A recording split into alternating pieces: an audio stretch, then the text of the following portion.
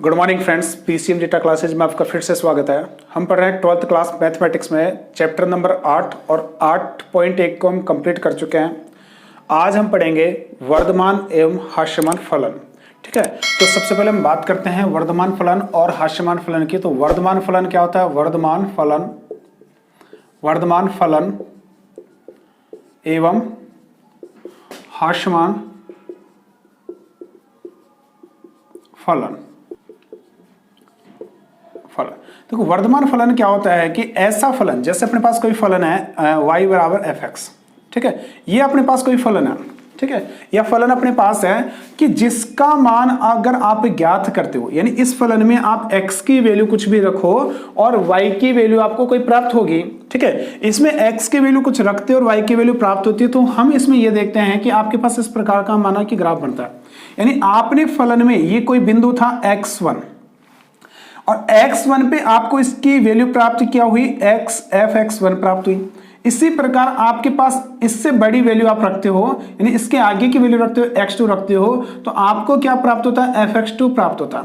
दोनों में डिफरेंस अपन देखें तो क्या होता है कि जब हमने x1 की वैल्यू रखी तो fx1 प्राप्त हुआ, x2 की वैल्यू रखी तो हमें क्या प्राप्त हुआ? fx2 प्राप्त हुआ।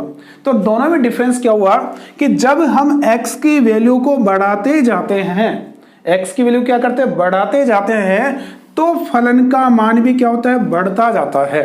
ठीक है, जब x की वैल्यू को बढ़ाते हैं तो फलन का मान क्या होता है? बढ़ता है। तो इस प्रकार के फलन को हम बोलते हैं वर्धमान फलन। ठीक है, अब वर्धमान फलन दो प्रकार से, दो भागों में इसको डिवाइड कर रखा है। एक तो होता है वर्धमान, अपने पास डायरेक्ट जो वर्धमान फलन है उसको बोलते हैं वर्धमान फलन।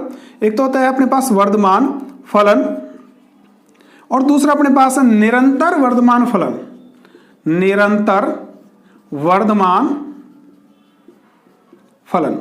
ठीक है, तो ये दो प्रकार के फलन इसमें आएंगे। जो अपने पास वर्धमान है उसमें क्या होगा? एक तो वर्धमान होगा और एक निरंतर वर्धमान होगा। तो दोनों में अंतर क्या है कि सबसे पहले हम बात करें निरंतर की, तो निरंतर वर्धमान फलन क्या होता है? यदि किसी फलन में हम कोई वैल्यू रखते जाएं तो उस फलन का मान बढ़ता रहता है, यानी कभी भी कांस्टेंट नहीं होता, यानी हर कंडीशन में आप वैल्यू रखते हो तो क्या हो रहा है? बढ़ रहा है। तो इस प्रकार के फलन को बोलते हैं निरंतर वर्धमान फलन। दूसरी कंडीशन अपने पास वर्धमान फलन किसे कहते हैं कि आप किसी फलन में कोई वैल्यू रखते हो तो कुछ स्थितियां अपने पास ऐसे आ जाती है कि पहले आपका मान बढ़ा, फिर स्थिर हो गया, फिर बढ़ा। तो इस प्रकार के जो फलन होते हैं उसको बोलते हैं केवल और केवल वर्धमान फलन, इसको हम कहते हैं। निरंतर में क्या होता है? हमेशा वैल्यू क्या होगी? इंक्रीज होगी। और वर्धमान में क्या होगा? अपने पास वैल्यू क्या होगी? कोई बिंदु ऐसा आ सकता है, कोई अंतराल ऐसा आ सकता है जिसके अंदर उसकी वैल्यू क्या होगी? कांस्टेंट हो जाएगी, स्थिर हो जाएगी। तो इस प्रकार के फलन को हम बोलते हैं वर्धमान फलन। यदि इसके कथन की बात करें तो कथन कैसे लिख सकते हैं इसमें? तो इसका कथन इसी से हम समझ सकते हैं कि वर्धमान फलन का कथन अपने पास क्या आएगा। तो उसको हम देखें, यदि कोई फलन है, ठीक है, तो यदि हम इसको लिखें तो यदि कोई फलन फलन कौन सा हो सकता है? fx। ठीक है, तो कोई फलन अंतराल, कौन सा अंतराल? विवृत अंतराल। विवृत अंतराल कौन सा? AB। कोई अंतराल, ये अंतराल कौन सा? यहां से यहां तक का जो अंतराल है उसकी बात कर रहा है AB की, यानी इस बिंदु से इस बिंदु के बीच की बात कर रहा है केवल ये। ठीक है, तो यदि कोई फलन fx से विवृत अंतराल AB में वर्धमान होगा, यदि, कब होगा भाई वर्धमान? यदि कंडीशन इसकी देखें तो यदि अपने पास x1 की वैल्यू लेस देन हो किससे? x1 की वैल्यू लेस देन हो किससे? x2 से। यानी यहां पे देखो x का निर्देशांक ये 0 है, यहां पे 1 आ गया, माना 2 आ गया, 3 आ गया, 4 आ गया। तो x1 की वैल्यू 2 है और x2 की वैल्यू कितनी? 4 है। तो 2 रखने पर अपने पास फलन का मान यहां पे आएगा और 4 रखने पर आपके फलन का मान क्या होगा? बढ़ रहा है। ठीक है, कुछ स्थिति ऐसी आ जाती है कि जहां पे क्या होती है? वैल्यू क्या होती है? कांस्टेंट हो जाती है। ठीक है, तो यानी x1 की वैल्यू छोटी है किससे? यानी यदि x1 लेस देन अपने पास से किसके? x2 के, तब अपने पास क्या होगा? फलन की वैल्यू, यानी फलन अपने पास क्या आएगा? fx1 is less than fx2 के। लेकिन वर्धमान की बात करें हम तो यहाँ पे क्या आ जाएगा, इक्वल भी अपने पास आ जाएगा।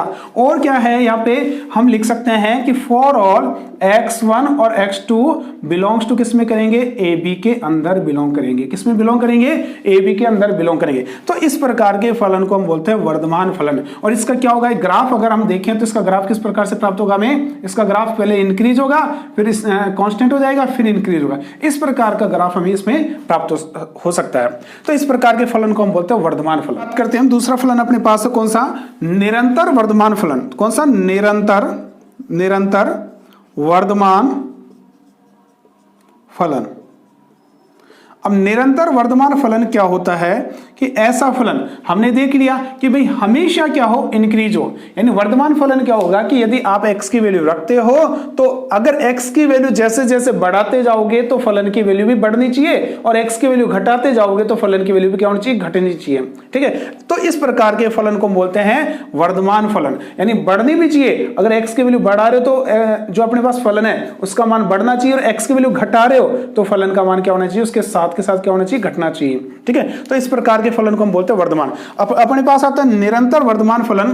तो इसमें क्या होता है कि ऐसा फलन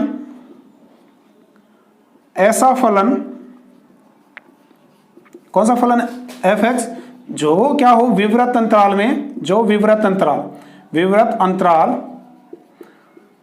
अंतराल कौन सा, ओपन इंटरवल अपने पास है कौन सा, ए बी के अंदर। ए बी कोई भी वैल्यू हो सकती है, ए बी विवृत अंतराल ए बी में निरंतर वर्धमान होगा,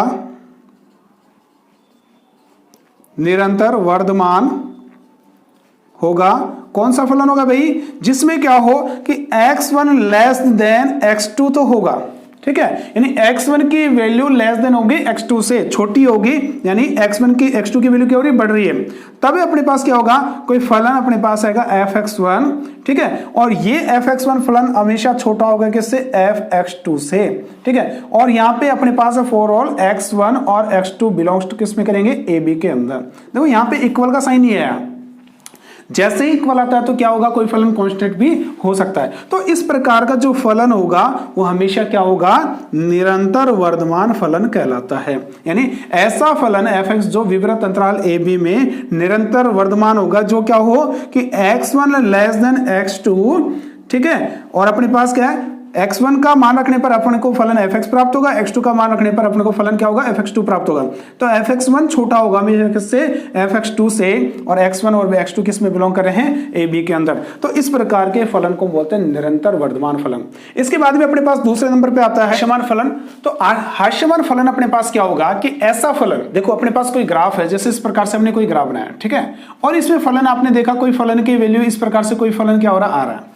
हमने क्या देखा, इस फलन पे यहाँ पे कोई बिंदु है अपने पास कौन सा, x1, और x1 पर इस फलन की वैल्यू अपने को यहाँ पे क्या प्राप्त हो रही है, f(x1) प्राप्त हो रही है। ठीक है, और जब हमने कोई दूसरा बिंदु लिया इसी के आगे x2, तो यहाँ पे अपने को कोई बिंदु अपने पास ये लिया, तो इसके फलन का मान क्या हुआ, हमें f(x2) प्राप्त हुआ। तो इन दोनों का कंपैरिजन करके देखें तो हमें क्या प्राप्त होता है कि जब हम f(x) अपने पास फलन है f(x1), तो x की वैल्यू बढ़ाते हैं, यानी x की वैल्यू इंक्रीज करते हैं, तो फलन की वैल्यू क्या हो रही है, डिक्रीज हो रही है। ठीक है, जैसे जैसे x का मान बढ़ाते जाते हैं तो फलन क्या होता है, घटता जाता है, फलन के मान क्या होता है, घटता जाता है। तो इस प्रकार के फलन को हम क्या कहते हैं, इस प्रकार के फलन को हम बोलते हैं हास्यमान फलन। यानी अगर आप x की वैल्यू बढ़ाते हो, ठीक है, तो फलन का मान क्या होता है, कम होता जाता है।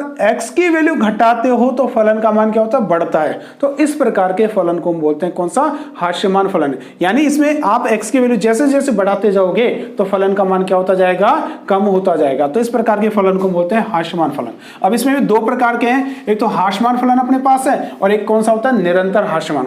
तो हास्यमान फलन में क्या कंडीशन आती है कि आपके पास इसमें एक ऐसी कंडीशन भी आ सकती है, जैसे अपने पास कोई फलन है, पहले क्या हो रहा है, डिक्रीज हो रहा है, फिर कांस्टेंट हो गया, फिर से क्या हो गया, डिक्रीज हो गया। तो इस प्रकार के जो फलन होते हैं उनको क्या बोलते हैं, हम हास्यमान फलन बोलते हैं। और जो निरंतर डिक्रीज होते रहते हैं, यानी कांस्टेंट जिसमें नहीं होता है, हमेशा क्या होते हैं, कमी होती रहती है, उस प्रकार के फलन को हम बोलते हैं निरंतर हास्यमान फलन। तो इसके डेफिनेशन हम लिखे तो क्या होगा, हास्यमान फलन अपने पास जो इसकी बात करें, इस फलन की बात करें, तो हास्यमान फलन क्या होगा कि ऐसा फलन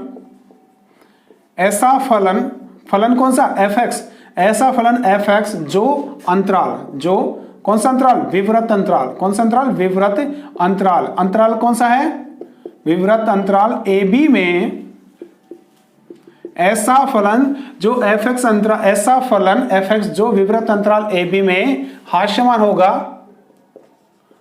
हास्यमान होगा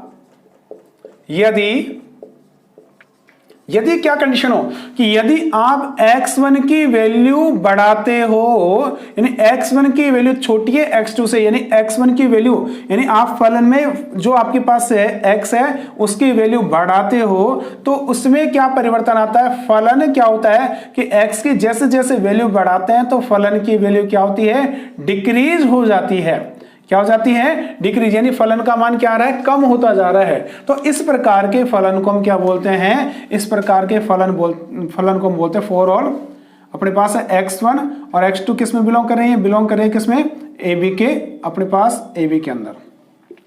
तो इस प्रकार के फलन को हम कौन सा फलन बोलते हैं, हास्यमान फलन। हास्यमान में क्या होता है, कुछ कंडीशन अपने पास क्या आती है कि जिसमें कांस्टेंट फलन हो जाता है, तो इसको इक्वल के साइन से भी हम दर्शा सकते हैं। तो दूसरा फिर कौन सा होगा, निरंतर हास्यमान फलन, तो इसको लिख सकते हैं निरंतर हास्यमान फलन। ठीक है, तो निरंतर हास्यमान फलन क्या होगा, ऐसा फलन,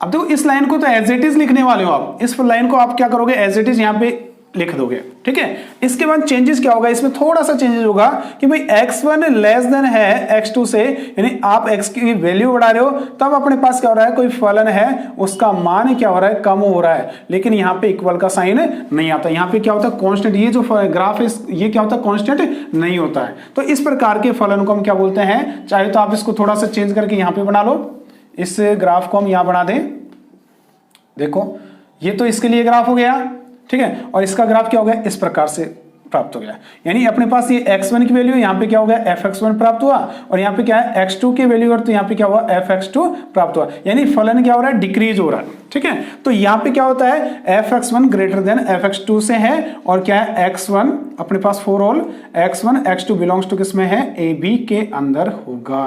तो इस प्रकार के फलन को बोलते हैं निरंतर हास्यमान फलन हम कहते हैं। ठीक है, तो हम इस प्रकार के फलनों को निरंतर हास्यमान और निरंतर वर्धमान फलन कहते हैं। हम इसमें इसी प्रकार के क्वेश्चनों को हम सोल्व करेंगे, लेकिन हम इसकी सहायता से नहीं करेंगे, अपने पास इसका थोड़ा सा दूसरा नियम है। हम क्या करेंगे, अवकलन नियम के सहायता से, अवकलन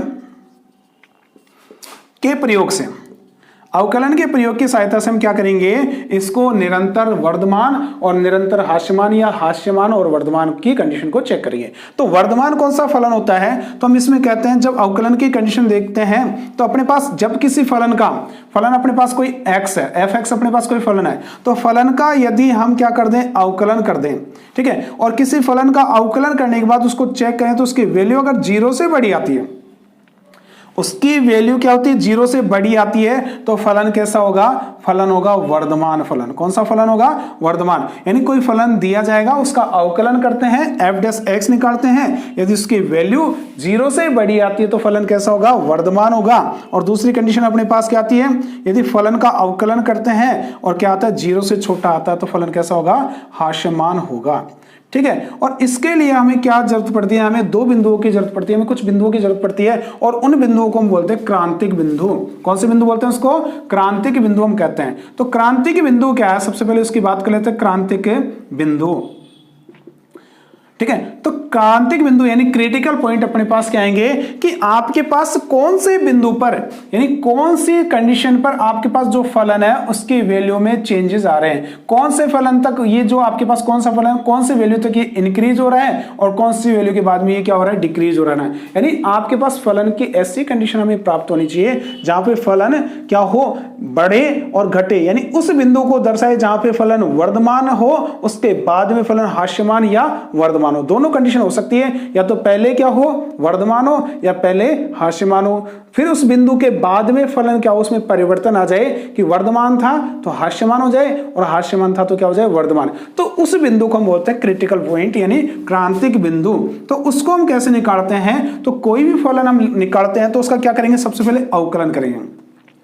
अवकलन करके उसको क्या करेंगे, 0 के बराबर हम रख देते हैं। तो 0 के बराबर रखने के बाद उसे हम क्या करते हैं, उसके क्रिटिकल पॉइंट निकालते हैं। ठीक है, तो इस प्रकार से क्रांतिक बिंदु निकालने के बाद हम चेक करते हैं, जैसे इसका क्रांतिक बिंदु ये है, यानी कोई ग्राफ हमें प्राप्त हुआ।